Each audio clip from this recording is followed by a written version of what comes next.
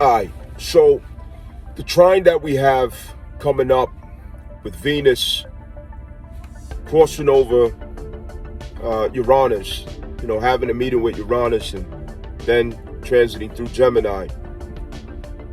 This trine is an initiation of a change in patterns where Venus's exalted disposition from Pisces and her longing to find glory in the fifth house, it translates in society with the people as a heedlessness, a recklessness, a savage pursuit of happiness, delusion, swiping and swiping and swiping, and expanding the threshold of your dissatisfaction, making it more and more impossible to be satisfied and content with choosing in your life when it comes to relationships, partners, other persons, or life circumstances, where there's always the comparison. Venus does raise themes with females. This is the part where most of you out there have a problem. You don't like being examined. You don't like holding the feeling of being called out. Everybody gets a pap smear except for you. Everybody gets looked at and examined except for you. There are very few of you, especially among females, who can be real enough to deal with truth. This has become a toxic problem in our societies. The heedlessness, the immaturity, the lack of morals and values, the lack of direction, the lack of groundedness, accountability, discipline, order, structure, maturity of women, introspect of women, examination of women.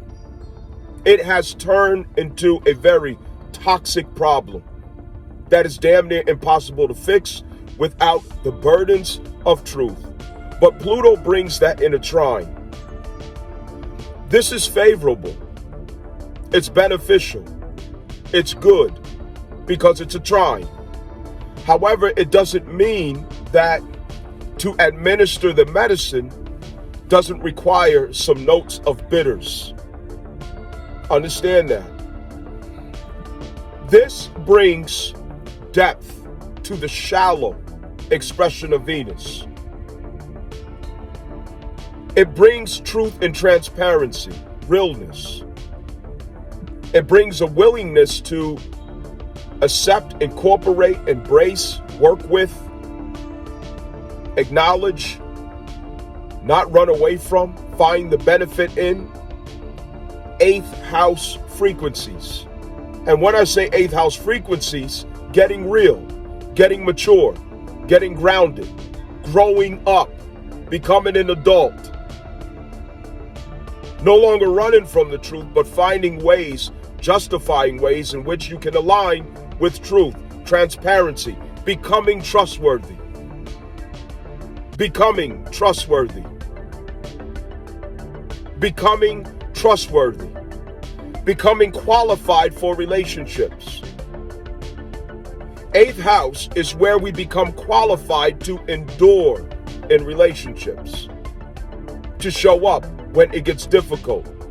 The blood, the sweat, the tears. All of this is healing the abuse, the savagery of taking joy, pleasure, sex, looks, your outer appearance, superficiality, internet, dopamine, oxytocin, serotonin, indulgence. It takes all of these things and it has us to adjust ourselves to see the futility in what we have been doing when it comes to how we have been relating with Venus. And that is a basis of empowerment toward how we will innovate ourselves to be collectively compatible in the most productive ways. This is a maturing and growing up, especially in our females of society. A lot of you women out there love to talk about the matriarchy, the return of the divine feminine, and all of these different things. But because most of you are very fake, superficial, you're surface, you love lying to yourself, you're very delusional, it's nothing but poetry when it comes out of your lips. It's something that you are the last one to understand. How do you think she's going to rise? How do you think she's going to empower herself? How do you think she's going to become great or return? How? Did you ever sit and reason with that? Did you think some glowing light was just going to descend from heaven and the angels start singing and the grace and wonderfulness of females or women in society, it just permeates society and starts healing and flowers everywhere? Look how delusional you are. You females are least compatible with truth. You can't deal with truth. You can't handle truth. You run from truth. Truth is your enemy. You hate truth. You despise truth. So how will you ever articulate what divine feminine even is? You don't have a clue. 9 out of 10 of you females don't know the first damn thing about divine feminine, but it's always coming off your lips. Woman empowerment. Women's rights. You don't know the first thing, but it's always coming off your lips. You're always talking what you don't know. How do you think she will get there? Pluto and Saturn is her only means. And to maintain it, it is lunar. And what is behind lunar? Cancer. And Cancer is the mature stature of a woman. It's the essence of her. This is what you don't want to deal with. You want your yoga pants, your Starbucks cup, and your little dog running down the street, living the delusional life that you always love to live, lying to yourself every single day. It's you females by which society changes. We fell because of you, and we will rise because of you. It goes both ways. But you're not interested in learning. You're above reproach. This trine has us to set our social basis in maturity. Coming out of the clouds of internet delusion, internet cycles of psychological spells. Pluto has the power to do that. And it has to start with Gemini, because Gemini is the first, third house. It's the first relation that we have in Mercury essence, ethereal, where the twins compare between personality and heart. Heart, the 5th house, being championed by Venus, Leo, and the 1st house, Mars, Aries, secondary Scorpio that regenerates it. The relationship of these two is hosted by Gemini, the Lover's card, which examines duality and realizes that wisdom and love is present when there is duality, because to get to the other side of duality, it manifests wisdom and it manifests love if we are truthful. And what is that? It is an action and commitment and outcome, a fruit and reward of the 8th house. Do you understand these things? I don't think you do. See, to you females out there, astrology is poetry. It's just something to do. It's a pastime. Because most of y'all are bullshit. You're fake. You're phony. Let's tell the truth. Get real about it.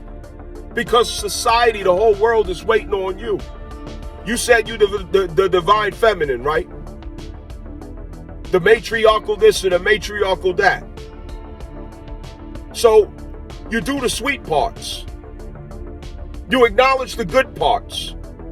You pick the cherries out, but everything else doesn't exist.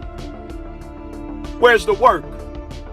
Where's the sacrifice? Where's the burden? What's the procedure? Where's the obligation? What's the duty? What's the responsibility? This is the problem with us when we have societies that alienated its fathers. I'm nothing but a reflection of what you left behind or what you were denied because your mama didn't like your damn daddy. I'm the opportunity to recover all of those things. And it disturbs you. You don't like it. And it's to show you that in some ways, you're just like your mother. You're just like her. When you hear the father, you're disturbed because truth has arrived. Accountability, strength has arrived. Order has arrived. Groundedness, real covering, divine masculine, and all the brainwashing that you got. In these extremes of liberalism and feminism, it betrayed you. It made nothing of you but whores, prostitutes, escorts, sex workers, objects. And nobody has to objectify you. You do it willingly. This trine with Venus is a checkpoint of transparency and realness. This also will affect the beauty industry. Because after all, beauty and the outer appearance, it's part of communication. And with that being part of communication, Pluto addresses how we relate to attention. What we do with attention. How desperate we were for attention. What we're willing to do to get attention, to garnish attention or hold attention. The beauty industry makes a hell of a lot of money off of that because of your insecurities. You don't like your nose, so you chop it off and get surgery. You don't like your eyebrows, so you draw some on. You don't like your skin, so you put a bunch of makeup on. You don't like your hair, so you buy wigs all year round. It's gotten to the extreme through the internet to where every day is glam girl. Glam girl used to be proms, special events, dates, weddings, all this other stuff.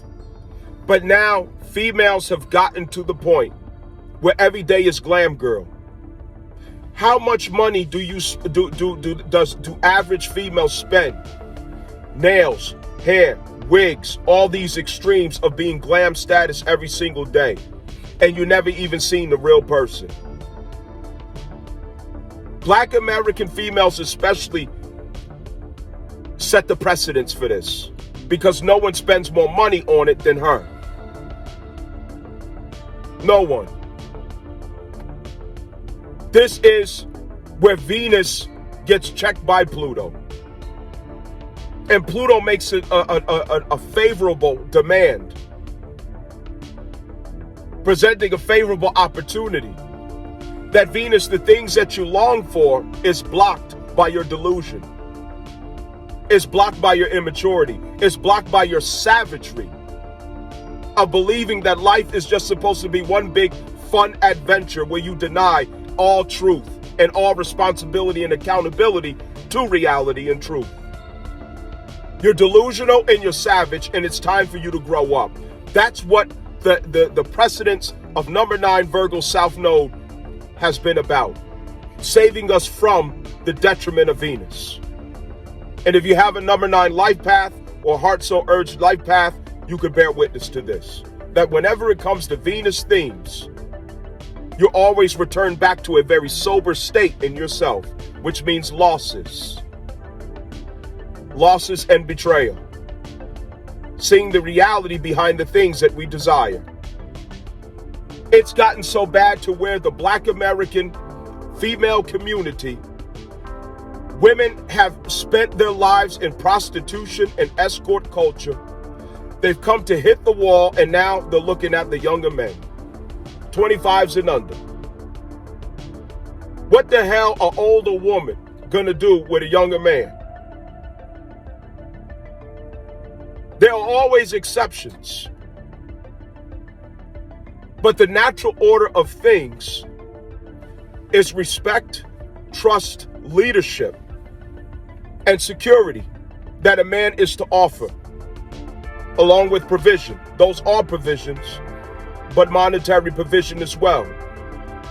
When you're looking to the younger, you're making a confession as a woman that you're simply a savage in pursuit of happiness, which is Venus, who wants to glorify the fifth house, but without connection to a legacy. Because to connect to a legacy, there has to be wisdom, there has to be strength, there has to be vision, there has to be identity. And we as males, we don't develop that until at least our 40s. We have not become complete until at least our 40s. There are exceptions, but we are not in our full capacity. We have not begun our full capacity. Life has not begun for a man until he turns 40. It hasn't even begun. And there's a reason for that. There's a reason why men traditionally choose younger and women traditionally choose older. There's a reason for that. Women choose over and up. Men choose over and down. There's a reason for that. This predatory mindset, because you have lacked values, morals, self-respect, because you're all sexed out, you ran through. The men who are wise enough to see your bullshit don't want to put up with it. So you go to the young ones who don't know no better. You go to the young ones who can't see through your bullshit. Men do the same thing. Men do the same thing. But let's keep it a buck. You women have to be careful who you're constantly following. Because the truth is, if we examine what women do against what they say, women are most dedicated to Satan. They are most dedicated to the devil. They are most dedicated to anything wicked, vile, ill repute, immoral, questionable, uncivilized. But they want to be entitled to the reputation and legacy of goodness and innocence and purity. But they don't want to live in such a way that earns that. That's a challenge for all women. And you've got to be careful who you're following. You don't like the infamous because he points out what you are even scared to admit. And it troubles you. It burdens you. But the word is thank you. Because were it not for, you would not be on the pathway to freedom, liberation, honesty, truthfulness, authenticity. You'll still be stuck. With Venus trying to Pluto, finally, where it gets to is, where is this going? This has Venus to use opportunity of attraction, desire, beauty in life, the good things of life, but relationship and finances are now in a harmonious aspect to Pluto in this reconfiguration of what approach she takes to life. And what that is that Gemini will remain trine to Pluto the entire time that Pluto's in transit to Aquarius. So what effect does this have on us as a people? The effect that this has is the superficial and surface, delusional, childish, immature, dopamine addicted, fifth house dedicated mindset that we take to what we see, to what we hear, to what we taste, feel, sense, okay? Venus was in Taurus, Venus rules Taurus. So the senses, the astral body, and the fifth house, our desires. It has this not to be the end goal through Pluto, because Pluto says, no, that is not the depth of you. You see, without Pluto, Venus thinks these things are the depth. She thinks that that's as far down as it goes. It's the fifth house and your sensory perception. Which is why American females, under the leadership of Black American females, they're all sexed out. They're ran through. They got high mileage. None of them are virgins. Sucking dick and riding dick is what they are best at. Delusional, immature, running from the truth, can't deal with anything right, correct, or good. Immoral, full of wickedness, love Satan. Anything degenerate, they love it, they glorify it, they raise it up, they praise it. They defend each other in it. That's Lucifer. Venus, it's Luciferic. Females are very Luciferic when they are not guided. It's Luciferic. They manifest Lucifer in all of their being. But not with Pluto. Pluto says that is not the depth of you, the fifth house. You're not here just to, oh, I like to travel. I know a nice restaurant I could go to. You dizzy surface bitch. Get some depth about yourself. Get some sophistication about yourself. That's not about a fucking dollar. That's not about a job title, a corporate brand. Some spiritual depth and spiritual meaning. Substance. And root it all to Cancer. Without it having a root in Cancer, it means nothing. Without a root in Cancer, your entire womanhood is a fraud. Anything about you as a woman that doesn't have its foundation in Cancer, it's fraud. It's superficial. It's nothing but a whore. That's all it is. It's all it can be without Cancer. Nobody's telling you this. They don't want you to get up and leave out the theater. They don't want to be demonetized. They don't want to be looked at as the bad person. I don't give a fuck. I don't give a fuck. You don't like, I don't give a fuck. I can't care, nigga. It's the truth.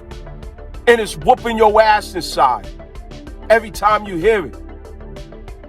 It's kicking your ass. Pluto is here to reroute you, to find a basis in the 8th house, not the 5th house, the 8th house. The 7th house is point of contract. 5th house is point of exploration, experimentation, engaging with the senses, lust, enjoyment, pleasure, fun, the savage. But when you get to the 8th house, it's time for commitment. It's time for groundedness. It's time to get real, mature. It's time to focus on what results in legacy, what grows you, what develops you, what heals you, what really empowers you truthfully. It's time to get to the true version of yourself, the authentic version of yourself. You can't fake in the 8th house. You can't pretend in the 8th house. And most of you females, especially of Western and American influence, you're very fake. You're superficial. You're surface. You're fake. You talk a good game. You got good poetry. And guess what? You have alliances. One little tear and everybody comes to your rescue and helps you to lie. And helps you to believe that lie. Helps you to stand on that lie. Helps you to promote that lie. Helps you to believe and cling to that lie. You are good at falling into crowds and groups, surrounding yourself with people who help you to stay delusional, and you love it. Y'all are very fake.